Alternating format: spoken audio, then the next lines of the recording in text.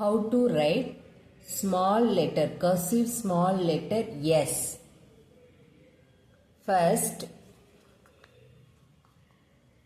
you write slanting line, small slanting line, and then small bend, small slanting line and bend, and opposite side of C.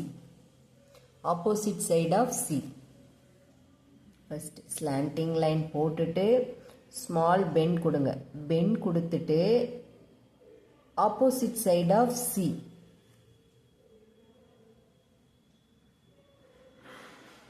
நம்ம C right பண்ணுவோம்ல, அது அப்படியே opposite side right பண்ணால் S right பண்ணுறது ரொம்ப easy தான். Slanting line போட்டுட்டு ஒரு சின்ன பெண்ட் கொடுத்துட்டு திரும்பி ஆப்போசிட் சைடு